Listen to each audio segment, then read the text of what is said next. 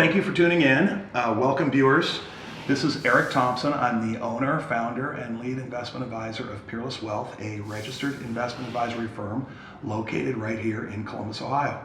So I'm going to talk about probably the biggest fear that all retirees have, and that is running out of money. And the flip way to say that is, how much can I spend in retirement? And this is one of the main questions that I spend a lot of time researching, and I have a lot of discussions with clients about this, because you have to go into retirement with the right expectations. And I think this is one of the ways a financial advisor can add the most value, because we save people from the extremes. Some clients are so scared to run out of money that they only just spend a fraction of their portfolio, and they wind up with a bunch to leave to their kids that maybe they could have spent. And others maybe spend too much and run out early. So what is that balance? And I've developed an illustration that I'm going to go through. It'll come up on your screen here in a minute. And this is something that I've actually recently tweaked and honed in on and spent quite a bit of time on. And it's titled, How Much Can I Spend? And we're going to make some assumptions. We're going to assume that this individual is 65 years old, that they want their money to last 30 years or till they're 95, that they have $1 million in savings. We're not going to assume any effect of income taxes, although there are tax effects. We're going to assume that they invest in a balanced approach, 60% stocks, 40% bonds. More on that in a few minutes. We're going to assume inflation and their potential cost of living increase they need is 2.5% a year. And we're going to assume that they don't require that there be money left over at age 95, let's say, to leave to children. I had one of my clients say, I want the check to the funeral home to bounce. So in other words, they want to die broke. They want to spend it all. And again, that's very difficult because we don't know how long you're going to live. But there's some really good parameters, and I think this illustration will point them out nicely. So below those assumptions, you see a term called the withdrawal rate. So let me define withdrawal rate. It's the percentage that you draw out annually of your nest egg. So if you have $1 million nest egg and you take $50,000 a year out, you started with a 5% withdrawal rate.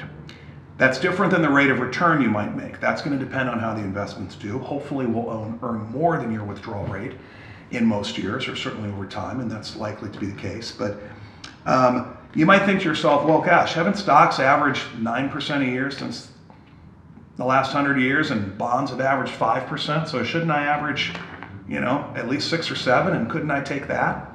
Well, we have to guard against bad timing. I'm going to give you an example. I could have 2 identical clients, each with $1 million, same age, same goals. I could invest their same amount of money. I could invest their money exactly the same way.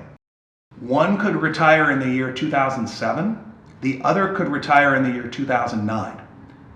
Those 2 clients would have very different outcomes. Why? Well, we had a huge financial crisis in 2008. And stocks and even a lot of bonds fell 30% in value in 2008, 40% in some cases. Well, if you're drawing off your portfolio and you get started in a year like that, now you're drawing off a shrinking nest egg. And if you don't make adjustments, or we don't get market rebounds, which thankfully we did, then those could be one of the scenarios that you run out before 30 years does.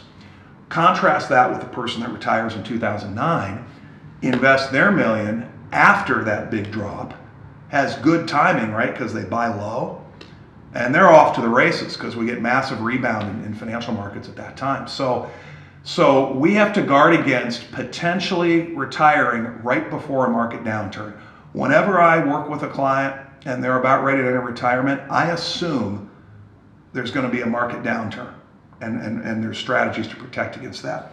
Even though I don't hope for it, we have to guard against it. So what is an appropriate withdrawal rate? Well, there's been a lot of work done on this. And the second column, I'm going to call the traditional column, and that's the advice that's been around for a couple of decades, which basically says that if I take a 4% withdrawal rate, which is $40,000 a year, I have a 90% probability of my nest egg lasting 30 years.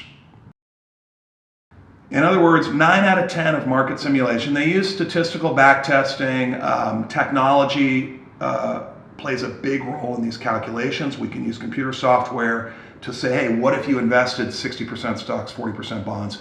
What if you did that back in 1950, 1960, and all the good and bad scenarios? And the typical advice that you might read or hear is don't spend more than 4%, because especially if you want, and that 4%, by the way, we give you a 2.5% raise every year. So $40,000 a year the first year, maybe $40,000, $41,000 the second year. You get those 2.5% cost of living adjustments, and we assume you don't modify that plan at all, no matter what markets are doing. When you have a 90% success rate, well, 40 grand on $1 million, that's nothing to get excited about, and that's not enough for some people that think they've saved enough. Well, what about if I take 50,000? Well, there's a few downturns that you might not make it through, so now only 70% are working.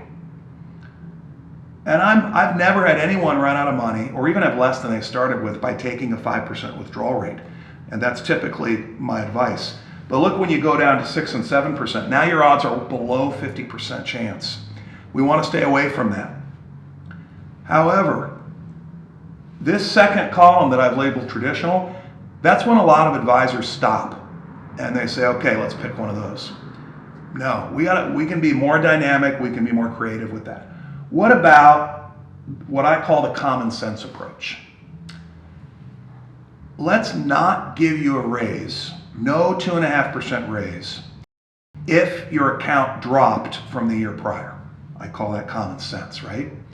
Well, what does that do to our odds of success? It actually increases them quite a bit.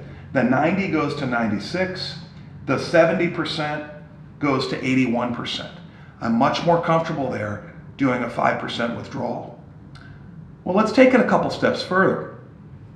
And I'll tell you a story about this.